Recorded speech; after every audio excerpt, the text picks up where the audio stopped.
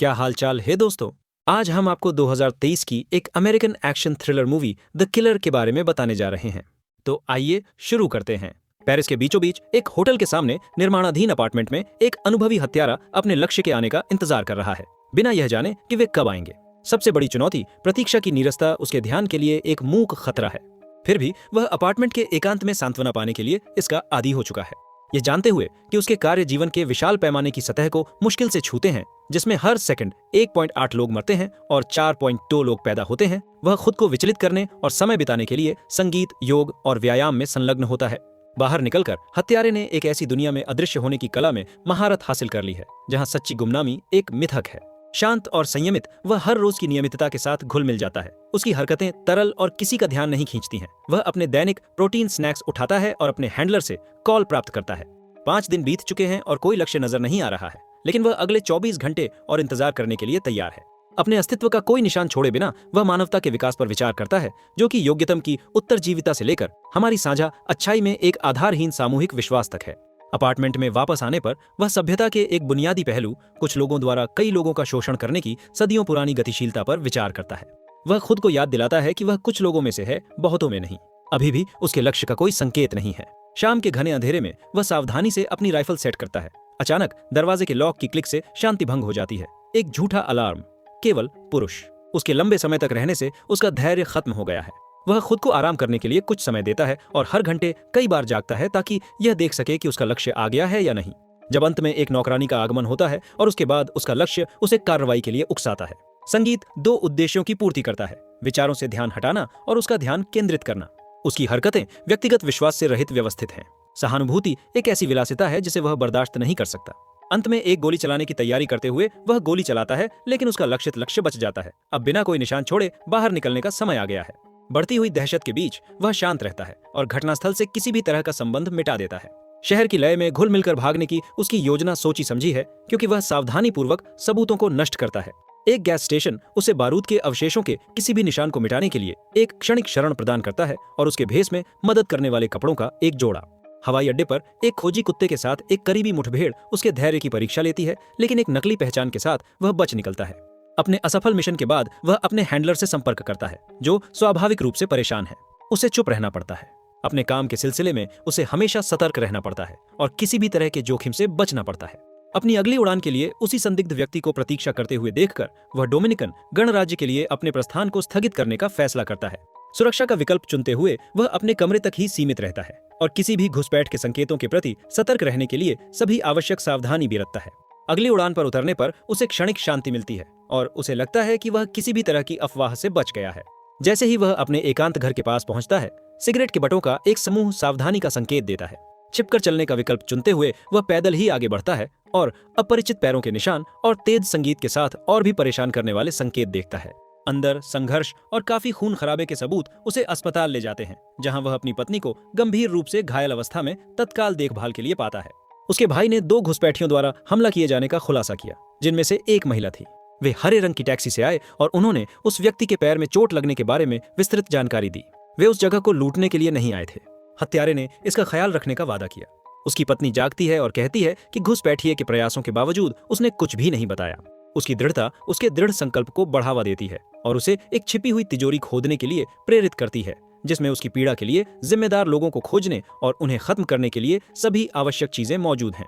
वह हरे रंग की टैक्सी की तलाश में द्वीप के चारों ओर ड्राइविंग करते हुए घंटों बिताता है। आखिरकार वह उसे ढूंढ लेता है और उसे ट्रैक करता है कि वह कहाँ स्थित है। वहां वह टैक्सी की हाल की यात्राओं और ड्राइवर के बारे में विवरण खोजता है, जो इसे चोरी की तरह दिखाता है ताकि वह अपने ट्रैक को छिपा सके। वह कैब ड्राइवर पर नजर रखता है और उसे अपने घर पर काम लाने के लिए जिम्मेदार ठहराता है। लियो की टैक्सी में बैठकर और साइलेंसर लगाकर वह लियो को अपने इरादे बताता है। लियो को लगता है कि यह डकैती है, लेकिन हत्यारा उसकी संपत्ति पर हुई घटना के बारे में जानना चाहता है। लियो ने इस जोड़ी के बारे में सब कुछ बता दिया, जिसमें एक सख्त आदमी और एक क्यूटिप महिला शामिल है। वह बताता है कि वे एक सुनसान इलाके में पहुंचने पर हत्यारे जैसे दिखते हैं। हालांकि लियो दया की भीख मांगता है, लेकिन हत्यारा सुनिश्चित करता है कि कोई भी सुराग छूट न जाए। ठोस सुराग न मिलने पर वह अपने हैंडलर से भिड़ने के लिए न्यू ऑरलिन्स के लिए उड़ान भरता है। वह एक वैन किराए पर लेता है और अपने निजी स्वामित्व वाली स्टोरेज यूनिट में जाता है, जिसमें एक हत्यारे को कभी भी जरूरत पड़ने वाली हर चीज भरी होती है। कड़ी सुरक्षा को दरकिनार करने के लिए वह सफाई कर्मचारी का वेश धारण करता है और आसानी से प्रवेश सुनिश्चित करने के लिए फेडेक्स के आने का इंतजार करता है। फेडेक्स कर्मचारी के जाने के ठीक बाद वह स्वचालित दरवाजों की टाइमिंग को ध्यान में रखते हुए अंदर प्रवेश करता है। एडवर्ड के कार्यालय में एक तनावपूर्ण टकराव में हत्यारा उन लोगों के बारे में जानकारी मांगता है जिन्होंने उसकी पत्नी को नुकसान पहुंचाया। एडवर्ड द्वारा नौकरी में विफलता और नामों का खुलासा करने से इनकार करने के बारे में तर्क करने के प्रयासों की अनदेखी करते हुए हत्यारे का मानना है कि महत्वपूर्ण जानकारी एडवर्ड के कार्यालय में भौतिक रूप से संग्रहित है, क्योंकि किसी भी डिजिटल भंडारण को अस्वीकार करना बहुत जोखिम भरा है। एडवर्ड के प्रतिरोध के बावजूद हत्यारा नेल गन का उपयोग करता है, जिससे डराने धमकाने की रणनीति में गलत गणना के कारण एडवर्ड की आकस्मिक मृत्यु हो जाती है। कोई बड़ी बात नहीं, बस शव और गवाह से छुटकारा पाना है। डोलोरेस के पास वे नाम हैं जिनकी उसे तलाश है। उसकी एकमात्र मांग यह है कि उसकी मृत्यु को आकस्मिक रूप से दिखाया जाए ताकि उसके बच्चे उसका जीवन बीमा प्राप्त कर सकें। सहानुभूति को मना करने के अपने आदर्श वाक्य के बावजूद वह खुद को रोक नहीं पाता। जैसे ही वे लिफ्ट में शव के साथ जाने की तैयारी करते हैं, एक आदमी शव के बारे में मजाक करता है, जिस पर डोलोरेस खुद को अजीब तरह से हंसने से नहीं रोक पाती। डोलोरेस के घर पहुंचकर वह उसकी तलाश करता है और अपनी किस्मत को स्वीकार करने के बावजूद वह अभी भी जीना चाहती है, लेकिन इसका कोई फायदा नहीं है। वह उसे बताती है कि पेरिस में हुई गड़बड़ी के बाद क्लाइंट ने उसके पीछे 2 हिटमैन भेजे हैं। इस जानकारी के साथ वह जानता है कि उसे आगे किससे निपटना है। अब जो कुछ बचा है वह है उसके ढीले सिरे को बांधना, जिसे आकस्मिक मौत के रूप में दिखाया गया है। शव को साफ करना श्रम साध्य है। अगर आप टुकड़ों को बिखेर देते हैं तो पहेली को सुलझाना मुश्किल होता है, इसलिए वह 2 बार नापता है और 1 बार काटता है। अवशेषों को इधर उधर बिखेर देता है और फिर किराए के घर को बेदाग छोड़ देता है। उसके पास वापस आने के लिए कुछ नहीं होता।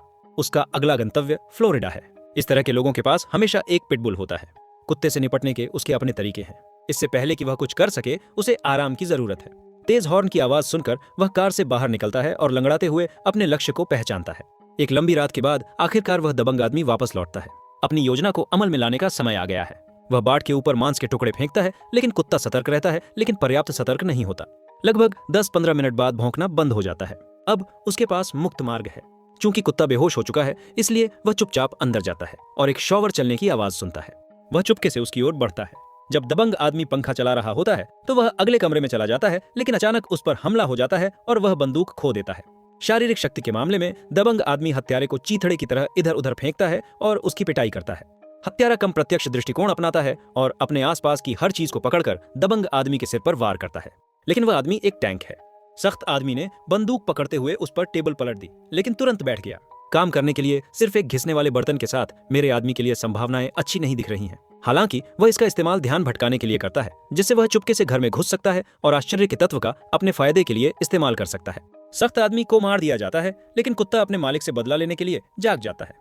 हालांकि बहुत देर हो चुकी है, हत्यारा बाहर आ चुका है। अपने निशान को छिपाने के लिए वह घर पर मोलोटोव करता है।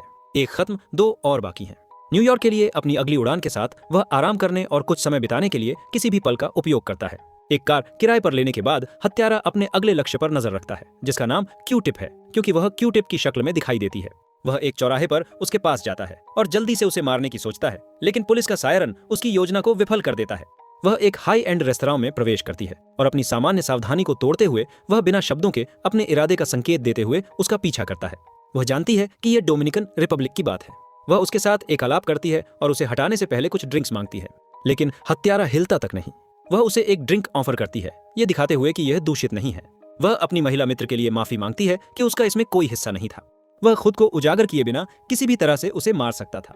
वह चिल्ला सकती थी कि वह फिर भी मर जाएगी। वह बाहर निकल जाएगा, लेकिन साफ नहीं। वह जानना चाहती है कि उसने उसका सामना करने का जोखिम क्यों उठाया।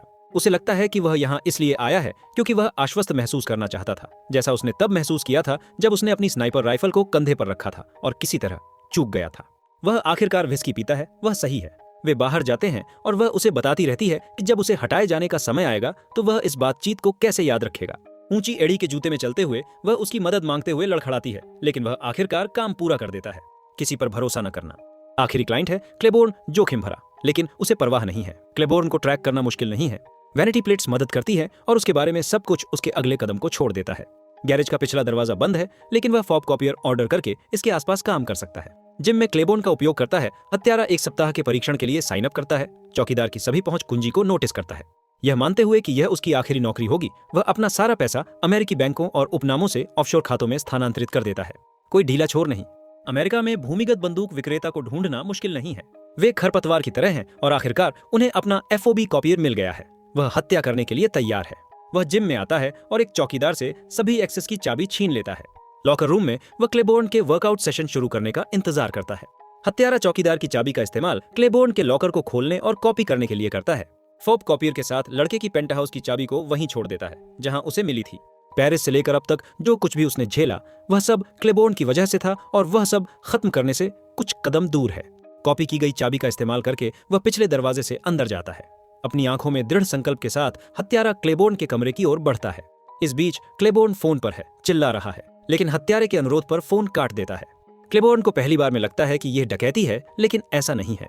हत्यारा यह दिखाने के लिए आया है कि वह कितनी आसानी से उस तक पहुंच सकता है और जानना चाहता है कि क्या उनके बीच कोई समस्या है। क्लेबोर्न, जिसने हत्यारे को काम पर रखा था और काम में पूरी तरह विफल होने के बाद उसे खत्म करने के लिए अतिरिक्त पैसे दिए थे, वह इस बारे में भूल गया है। यह सब उसके लिए बस व्यापार है। पेरिस की नौकरी का पता देखने के बाद ही उसे समझ में आया कि क्या हो रहा है। क्लेबोर्न ने जोर देकर कहा कि उनके बीच कोई समस्या नहीं है क्योंकि वह पहले ही वहां से निकल चुका है। यह आश्चर्यजनक है कि कैसे क्लेबोर्न यह भी नहीं समझ पाया कि आधी रात को एक आदमी बंदूक लेकर उसके घर क्यों आया।